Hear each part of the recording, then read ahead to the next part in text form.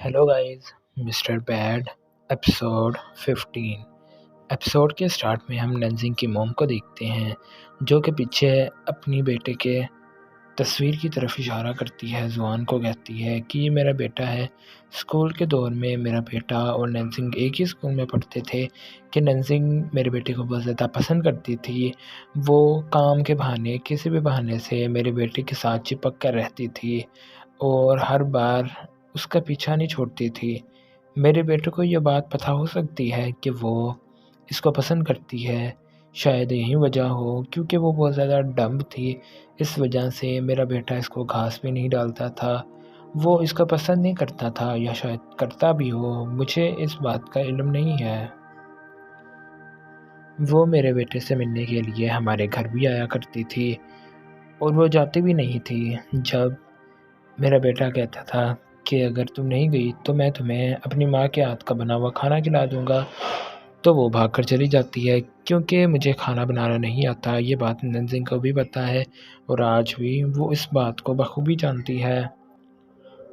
फिर हम high school को देखते हैं जहाँ फंक्शन हो रहा होता है और मिस येकिन यहाँ पर स्टेज पर सब लोगों से बातें कर रही होती है और साथ में बहुत ज़्यादा फंड्स भी लेकर आई होती है स्कूल के लिए।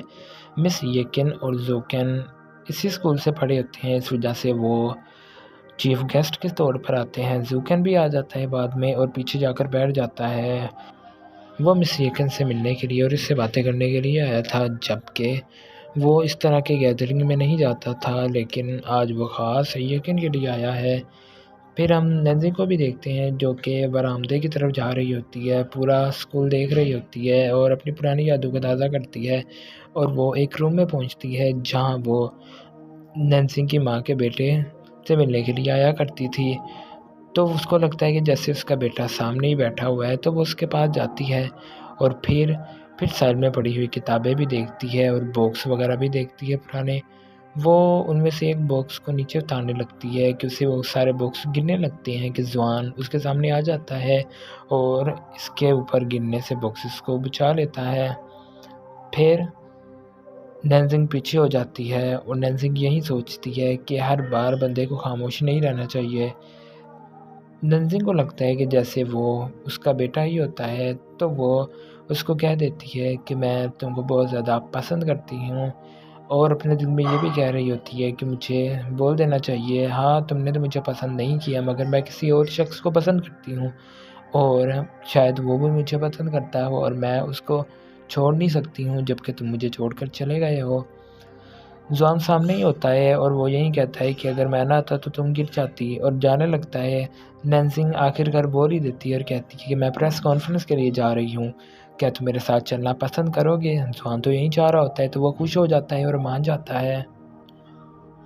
फिर हम ज़ोकैन और मिस येकिन को स्कूल के प्रिंसिपल से बातें करते हुए देखते हैं, जहाँ स्कूल का प्रिंसिपल कहता है कि आपने हर मोड़ पर हमारे स्कूल का साथ दिया है। आज हमारा स्कूल जिस भी मोड़ पर है सिर्फ़ और सिर्फ आपकी बदौलत की वजह से है। उसी वक्त ज़ोकैन का डैड भी वहाँ पर आ जाता है जो कि ज़ोकैन को टोंट करने लगता है कि सबको पता चल जाता है कि ज़ोकैन का डैड ज़ोकैन को पसंद नहीं करता। ज़ोकैन मुँह बनाकर वहाँ से चला जाता है और सीढ़ियों पर बैठ जाता है और मिस येकिन भी वहाँ पर आ जाती है। ज़ोकैन बैठा होता है कि मिस येकिन उसको यही कहती है कि उनका लहज़ा थोड़ा-सा सख्त, लेकिन वो दिल के बुरे नहीं हैं, वो तुम्हारा अच्छा ही चाहते हैं, आखिर वो तुम्हारे डैड हैं। ज़ोकैन कहता है कि मैंने हर बार तुम पर बर्डन डाला लेकिन तुम हर बार ढाल बनकर मेरे सामने खड़ी रही, मुझ पर कोई भी मुसीबत नहीं आने दी, हर बार मेरे काम में भी मेरा साथ देती रही है।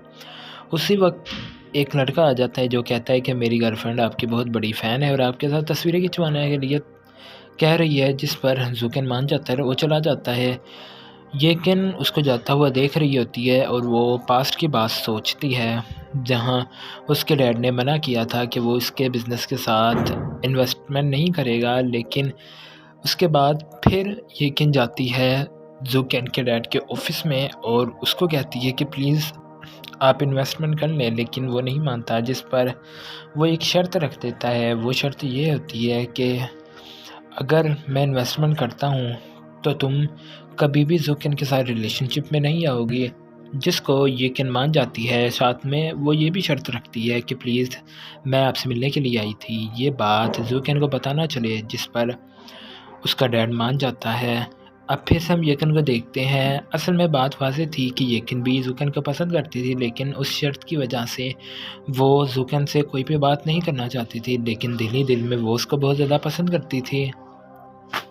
नेक्स्ट सीन में नंजिंग अपनी पैकिंग वगैरह कर रही होती है, अपने कपड़े वगैरह तैयार कर रही होती है कि उसकी मॉम भी आ जाती है और वो यही कहती है कि तुमने जाना है तो ज़रा ढंग के कपड़े वगैरह पहन के जाना और बहुत ज़्यादा एंजॉय करना। नंजिंग बहुत ज़्यादा खुश होती है कि दूसरी तरफ ज़ुआन को दिखाया जाता है, जो कि इंटरनेट पर सर्च कर रहा होता है कि वो किस तरह की जगह है। तो पता चलता है कि वो डेटिंग और लव की ही जगह होती है, कि वहाँ पर ये चाहे तो उसको प्रपोज़ भी कर सकता है। और ये वही सोचता है और यही कहता है कि हाँ, मैं उसको प्रपोज़ करूँगा इससे पहले कि देर हो जाए।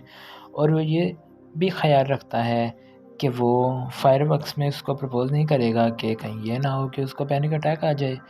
कि दूसरी तरफ नंजिंग सोते-सोते भी यही सोच रही होती है कि मैं उसको जाकर प्रपोज़ कर दूँगी इससे पहले कि बहुत ज़्यादा देर हो जाए। और फिर अगला दिन दिखाया जाता है, जहाँ नंजिंग शॉपिंग मॉल में गई होती है कि ज़ुआन भी आ जाता है शॉपिंग मॉल में अपनी पैकिंग वगैरह करने के लिए। और जब नंजिंग आती है तो वो उसके लिए कुछ कपड़े वगैरह और लंच भी साथ लेकर आई होती है, और वो उसके दरवाज़े के हैंडल पर लटका देती है और उसको मैसेज कर देती है कि जब आओ तो ये चीज़ें रिसीव कर लेना। फिर ये दोनों पैकिंग कर रहे होते हैं और दोनों एक दूसरे को मैसेज करते हैं गुड लक का, कि कल तैयार रहना। ज़ुआन सबसे पहले आ जाता है नंजिंग से भी और वेट कर रहा होता है नंजिंग का, और नंजिंग भी उस वक्त आ जाती है।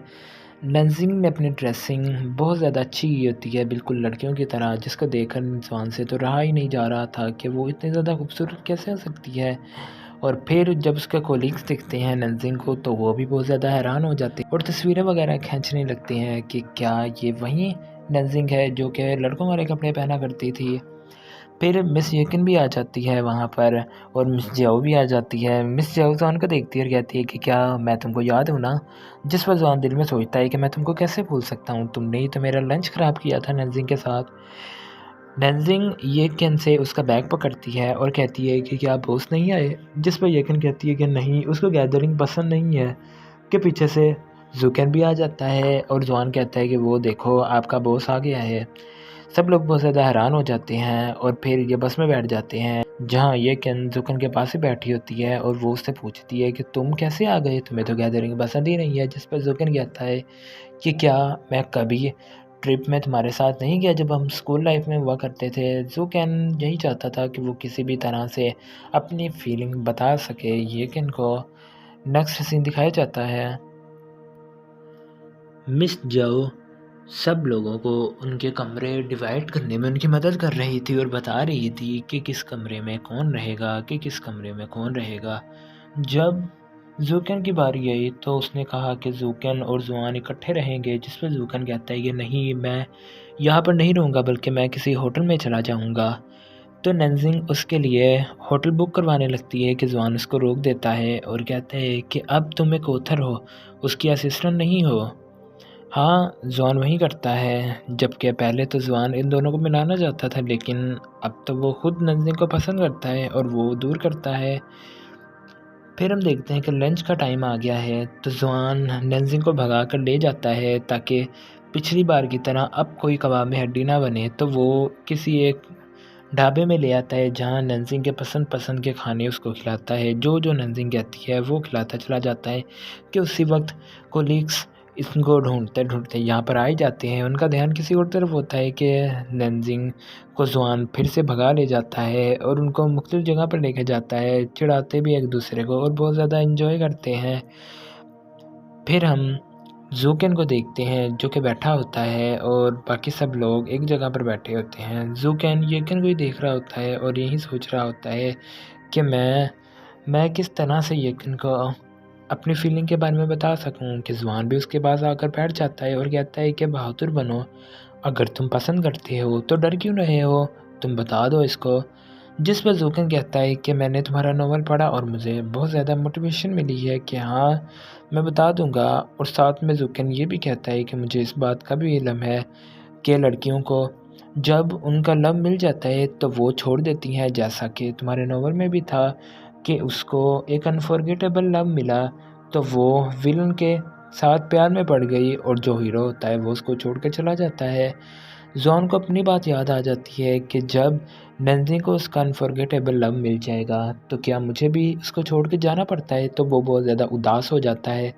रात में भी जब ये सारे बैठे होते हैं तो जॉन उस वक्त भी उसी बात को सोच रहा होता है, लेकिन वो किसी को बताता नहीं। मिस जो और नंजिंग पूछती है लेकिन वो नहीं बताता। फिर फायरवर्क्स में जाने लगते हैं, जहाँ जॉन कहता है कि मेरा दिल नहीं कर रहा, मैं बहुत ज़्यादा थक चुका हूँ, मैं अपने कमरे में आराम करना चाहता हूँ। दूसरी तरफ नंजिंग भी यही कहती है कि मैं नई फायरवर्क्स देखना चाहती हूँ, मैंने आराम करना है। तो ये दोनों निकल पड़ते हैं होटल की तरफ लेटने के लिए, और इसी के साथ ये एपिसोड यहीं पर ख़त्म हो जाता है।